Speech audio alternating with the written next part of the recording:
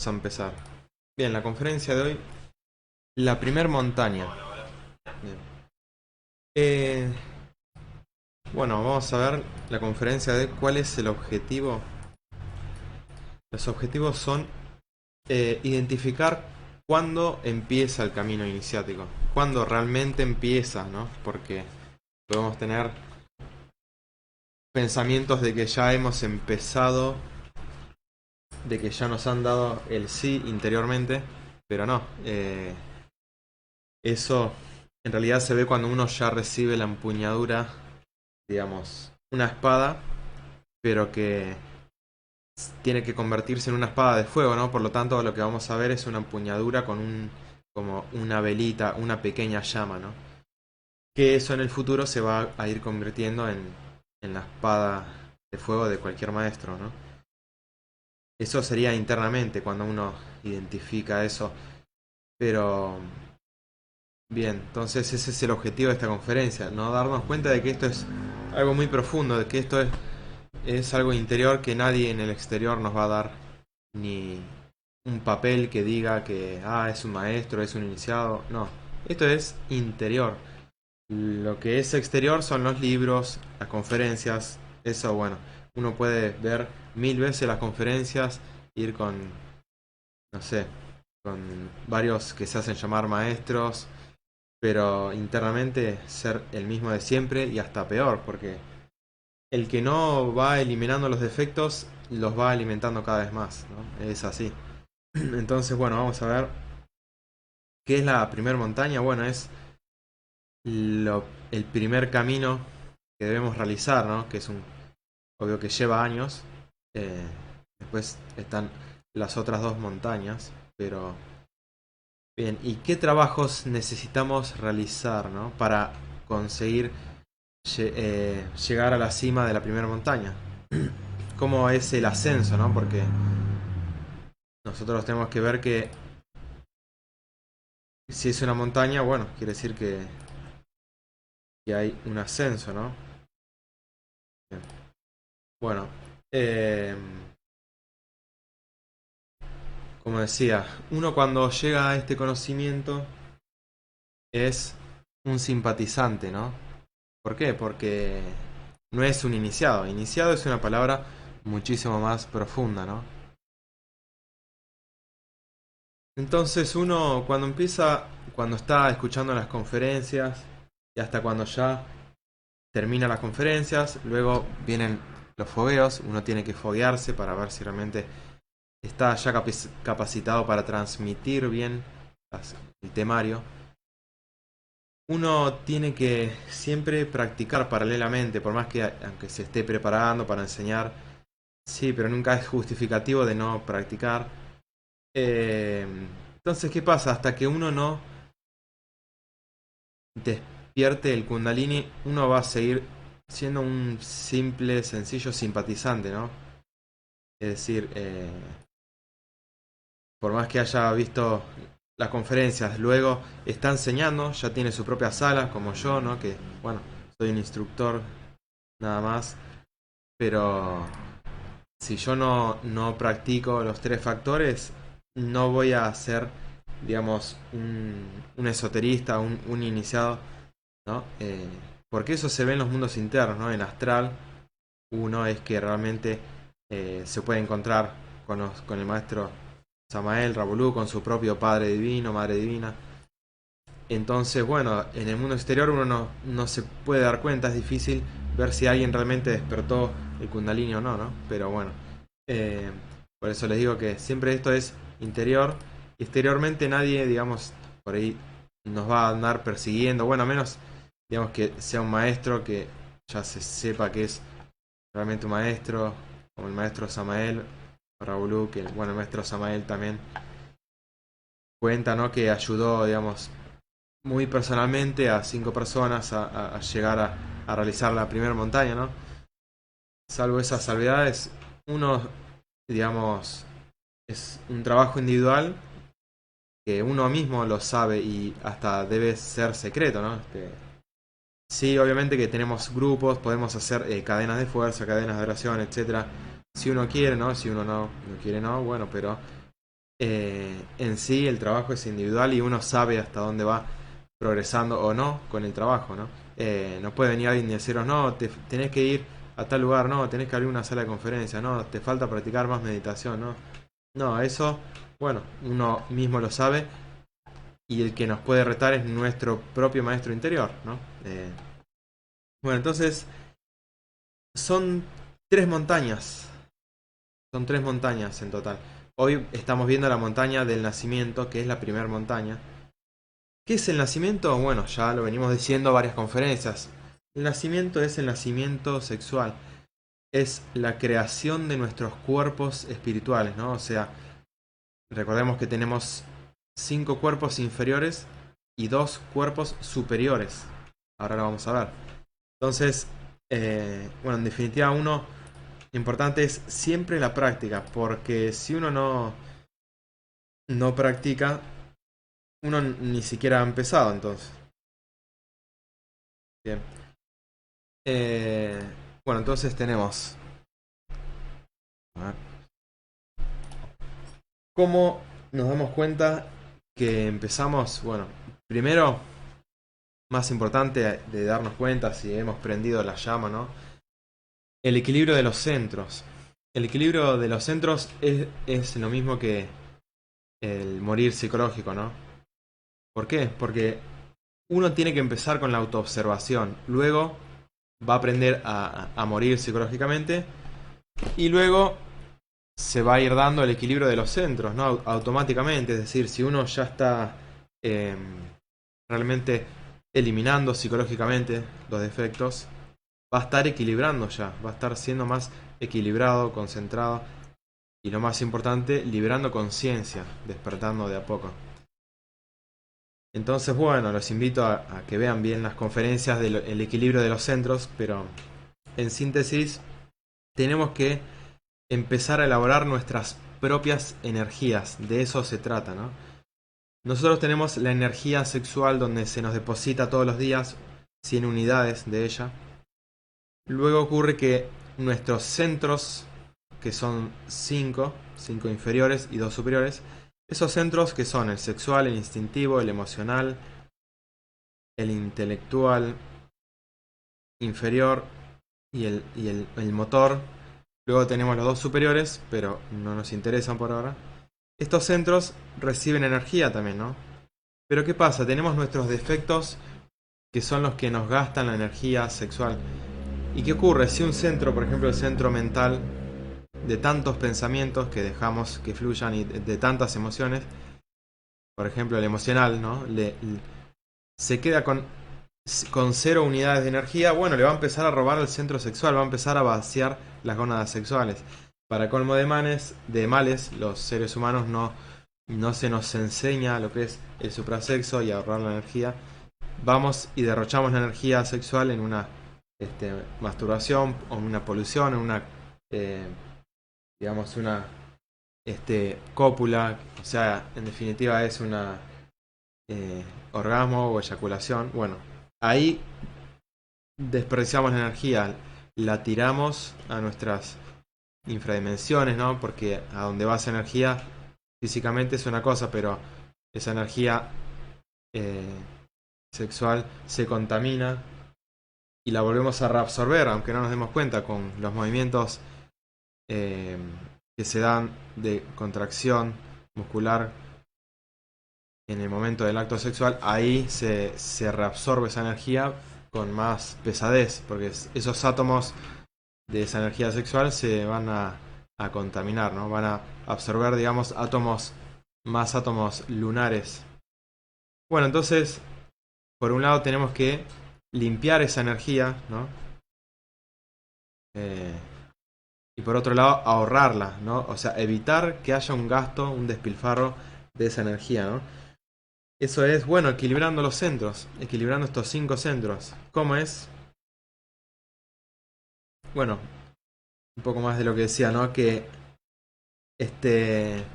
nosotros tenemos lo que se llama el hidrógeno 12, ¿no? Este hidrógeno 12 es nuestra misma energía sexual, pero tenemos que transformarlo en hidrógeno Si 12, ¿no? En hidrógeno Si 12 el cual es la energía sexual ya transformada, ¿no? O sea, transmutada.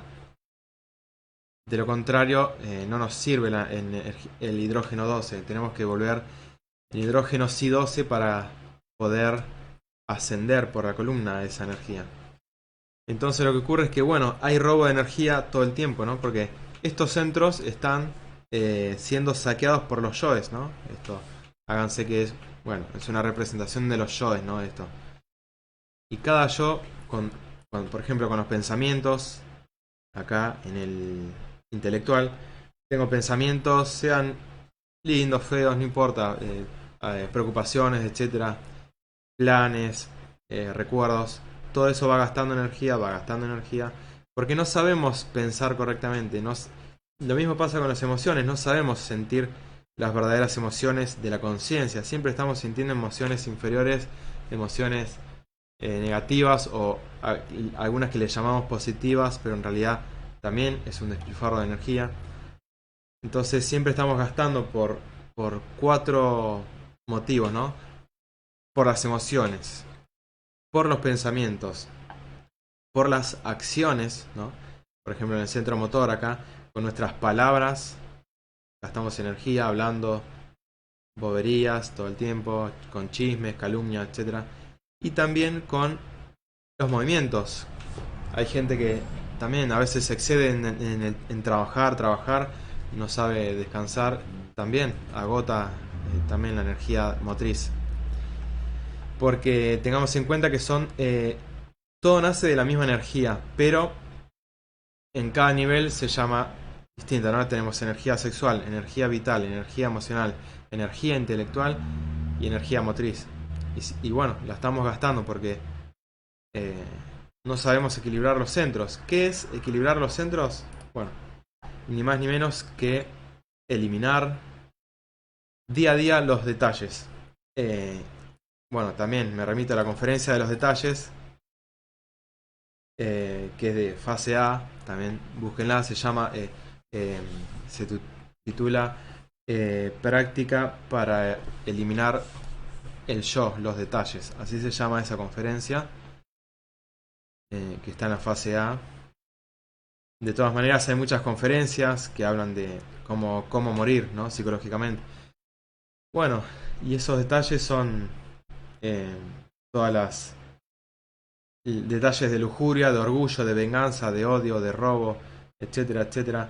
Todos esos detalles nos roban energía día a día, ¿no? Y no van a permitir que llegamos a la castidad. No nos dejan llegar a la castidad. La castidad es el ahorro de la energía, es el no gastar energía sexual en un principio, ¿no? Porque también gastamos con los otros centros, pero ¿qué pasa? El ahorro de la energía sexual es la primera que debemos ahorrar, eliminando al yo fornicario, ¿no? Porque si no, no vamos a poder ascender, porque acá está la base, el centro sexual. Luego también tenemos que aprender a ir eliminando otros defectos que también nos malgastan energía. Pero bueno, ¿cómo empezamos a equilibrar estos 5 centros inferiores con los 4 rectos? Los 4 rectos son el recto pensar, el recto sentir, el recto hablar y el recto obrar. Entonces, bueno, yo me levanto, ¿no? Y ahí empiezo, bueno, a autoobservarme. Empiezo. Me enojo porque está desordenada la casa, porque mi perro tal vez orinó en tal lugar, o mi hijo no quiere hacer la tarea, etcétera, etcétera. Uno tiene que estar autoobservándose todo el día y decir, bueno, esto que estoy pensando es útil, es justo, es verdadero. Y uno se va a dar cuenta que no, siempre piensa cosas inutilidades, o si le cruzan pensamientos lujuriosos que no sirven de nada, pensamientos de codicia, pensamientos de planificar, pensamientos de mirá, qué lindo que me quedó esto, y lo repite y lo repite. Hay pensamientos que no son útiles. ¿Por qué? Porque nos van gastando energía mental. Lo mismo con los sentimientos. Esto que estoy sintiendo, ¿está bien? ¿Qué es? Estoy sintiendo orgullo. Sí, pero ¿esto es útil? ¿Es justo? ¿Es verdadero?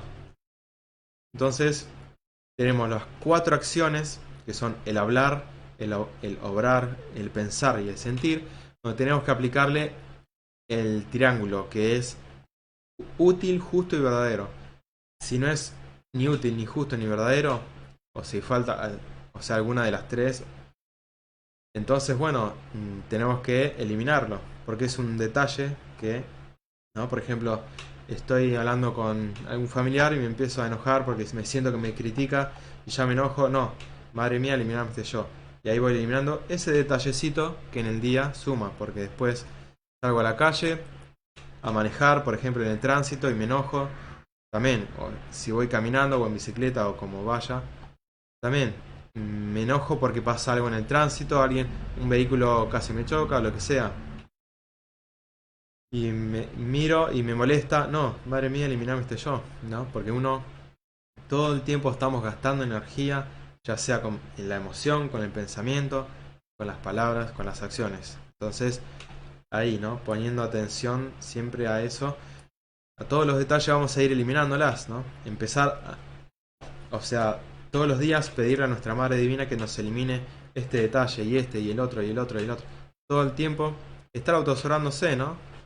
Con, digamos, tranquilo, ¿no? O sea, estando tranquilo, pero autoobservándose y siempre juzgándose despiadadamente, ¿no? O sea, tenemos que rescatar la virtud de la autocrítica, porque siempre tenemos un gran defecto que no nos deja autoobservarnos. Recordemos, hay un defecto de la crítica que no nos deja autoobservarnos.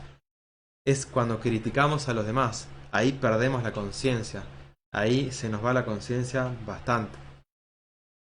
Y a veces pasa cuando sentimos que nos critican, entonces automáticamente empezamos a criticar nosotros. Y ahí, chao, se nos va la conciencia. En vez de rescatar la autocrítica, a observarnos por qué nos molesta cuando nos critican, qué es lo que están hablando de nosotros que nos molesta, ¿no? El defecto que tenemos se da cuenta que están hablando de él y le molesta. Entonces a veces están diciendo una realidad sobre nosotros, o a medias, o no, no importa, pero ¿por qué nos molesta cuando nos critican? Tenemos que autoobservar esa molestia y no criticar al otro. Tenemos que callarnos y no hablar y autoobservarnos cuando nos molesta, cuando nos critican y uno hacer una autocrítica. Hasta hay que agradecer a veces cuando nos critican, hay que agradecer siempre. Sea o no verdad lo que digan, pero uno tiene que autoobservarse y no molestarse porque no nos hace nada que nos critiquen. Uno no hace nada enojándose, ¿no? Bien hace en callarse, ¿no? Y autoobservarse y ver por qué me molesta, ¿no? ¿Por qué me molesta cuando nos critican, ¿no? Es así, hay que autoobservarse y eliminar. Y son varios detalles, ¿no? Bien, siguiente diapositiva. Bueno, entonces se trata de un proceso alquímico, lo que es el iniciar la primera montaña, ¿no? Porque tenemos que transformar el hidrógeno 12 en hidrógeno Si12 y esto solo es posible practicando la muerte en los detalles, porque cuando nosotros eliminamos un defecto, por pequeño que sea, ¿no? Por ejemplo, yo impaciente, le podemos pedir hasta miles de veces en una semana o más a detalles de la impaciencia, ¿no? Cuando siento impaciencia, voy al supermercado, hay fila, bueno, me siento impaciente, bueno, me quedo ahí en la fila pidiendo, madre mía, matame yo, madre mía, matame yo. Listo, me relajé, vuelvo a sentir impaciencia otra vez. Y así toca ir haciendo con cada detalle, ¿no? Sea como decía, ¿no? El orgullo, la lujuria, la venganza, el odio, el robo, etcétera, etcétera. Todo ir observándonos y pidiendo muerte. Así vamos a ir liberando conciencia, vamos a ir... Y esa conciencia que se libera es como una chispita que queda flotando. ¿Y qué pasa cuando vamos a hacer el suprasexo con nuestra pareja? Ahí esa chispita la vamos digamos, a subir por la columna vertebral. Ahí está el secreto, esa es la clave del sexo que siempre fue guardada, siempre fue muy secreta y muy de labios a oídos nada más, porque antes eran muy secretos, todos los maestros esto lo guardaban solo para los pocos seleccionados, digamos, ¿no? Sucede que el maestro Samael habló a viva voz porque le ordenaron también internamente que él tenía que... Hasta escribió todos los libros y lo develó totalmente, todos los secretos desde que siempre estuvieron guardados, desde Jesús, el Buda, todos los que fue siempre más secreto y hablado como muy en parábolas, ¿no? Bueno, acá está el secreto.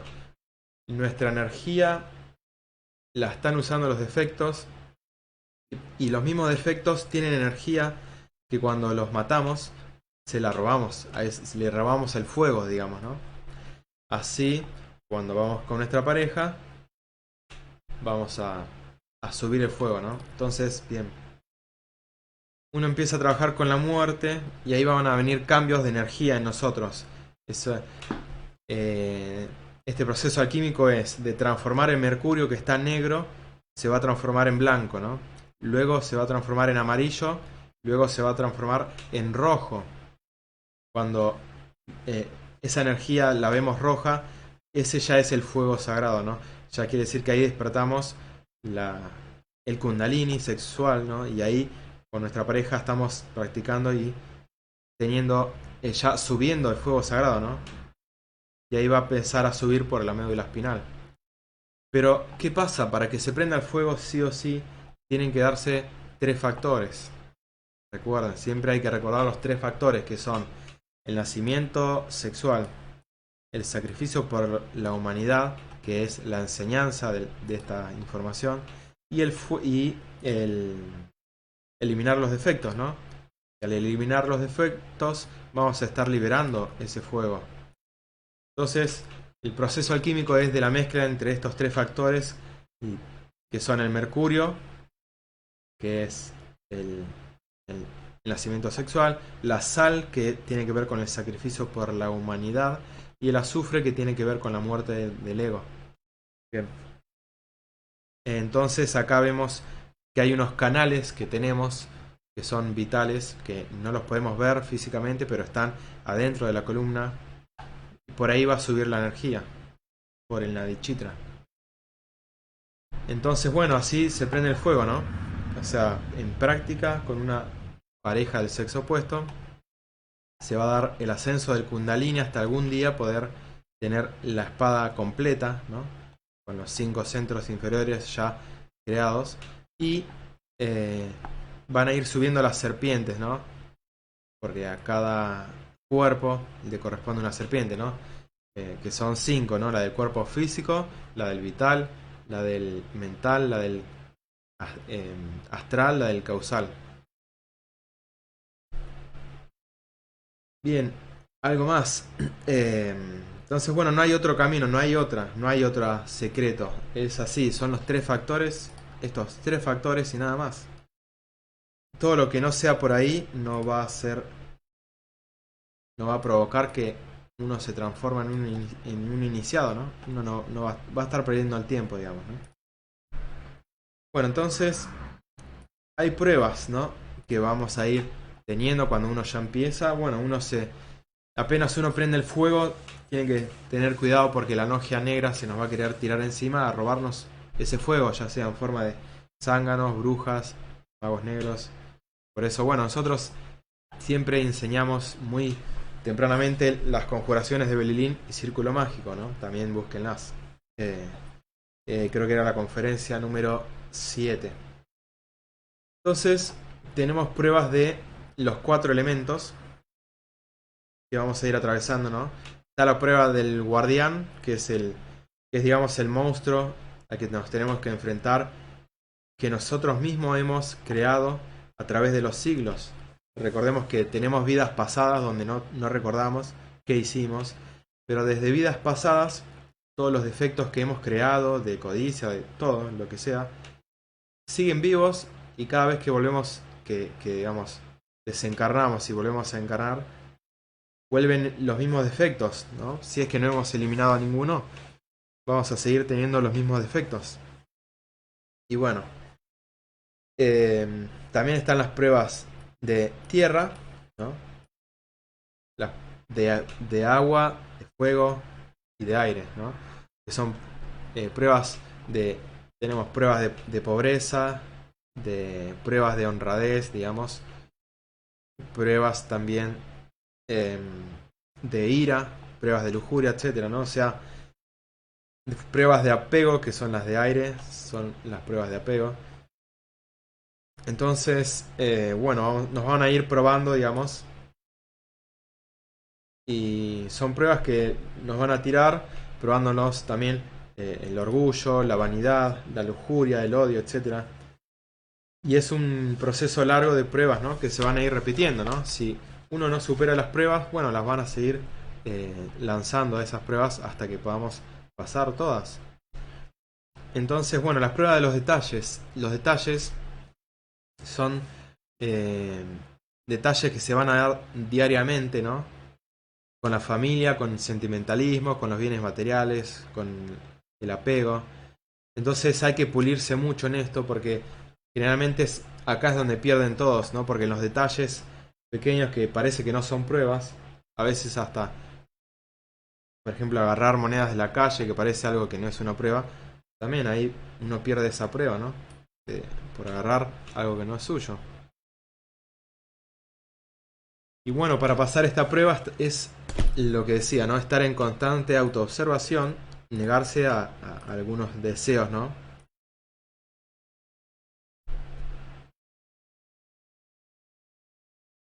Bueno, ahora, el ascenso que se va a dar por la primera montaña, ¿no? Es cuando uno ya prendió el fuego, le van a mostrar internamente que ya tiene la pequeña espadita, ¿no? De fuego. Entonces vamos a ir creando el cuerpo físico.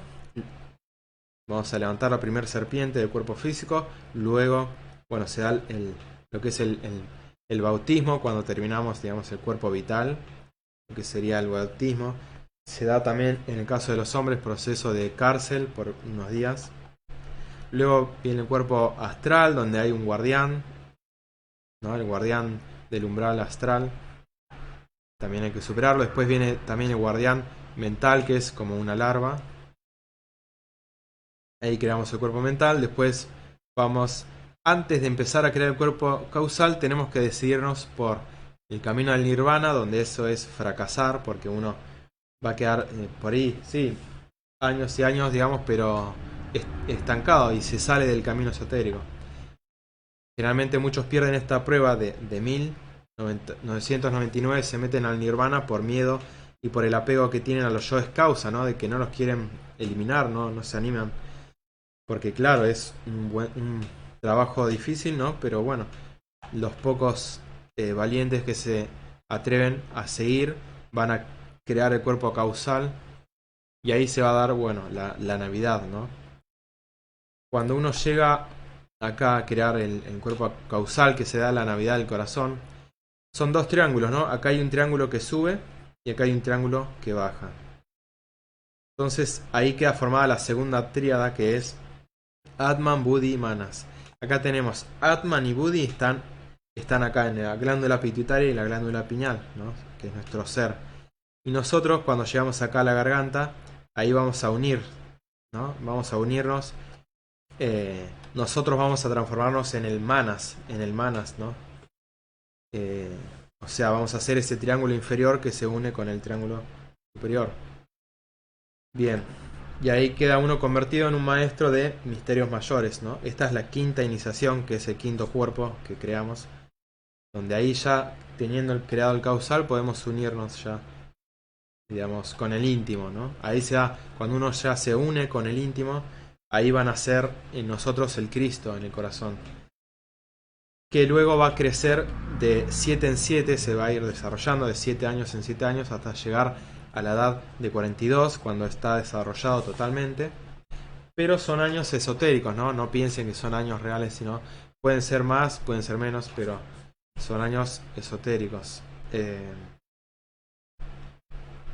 Bien. Entonces cuando acá ya se da la Navidad del corazón, se va a dar un descanso, ¿no? Vamos a tener un descanso para iniciar lo que es luego la segunda montaña, ¿no? Entonces cuando nace el Cristo en nosotros, que es cuando terminamos la primera montaña, va a empezar la segunda montaña, que es la montaña de la muerte, ¿no? Donde ahí el Cristo se va a encargar de encarnar en nosotros y dirigir todos nuestros procesos emocionales, mentales, sexuales, para poder eliminar bien todos los defectos, los yoes causa que se le llaman, ¿no? Que son los 7 defectos capitales, que, que es el resto que queda, ¿no? Hasta ese momento, cuando uno ya nace el Cristo, bueno, uno tiene un 86% de conciencia liberada, que es un montón, pero bueno, falta lo más importante, que son las causas del efecto, ¿no? Son los yoes causa, los que están atrás, digamos, son como la raíz de los males, ¿no? Son esas raíces que alimentan al árbol del ego, que uno actualmente no puede ver esos defectos. Actualmente ese es el lado oculto de la luna, donde uno no sabe qué defectos tiene, ¿no? Eh, pero esos defectos están ocultos y uno lo va a poder ver más adelante cuando avanza, ¿no? Cuando llega a esto. Bien, acá creo que no se veía bien porque está bien. Bueno, sí se veían bien. Bien. Entonces, cuando ya se da el nacimiento del Cristo, vamos a pasar, digamos, a una capilla redonda muy hermosa y ahí se va a dar un descanso, vamos a poder meditar, hacer un recuento, una retrospección de todo el trabajo de la vida que hemos hecho, o sea, el trabajo espiritual, ¿no? Hablamos de eso, eh, para después encarar con más fuerza la segunda montaña, que es difícil, ¿no?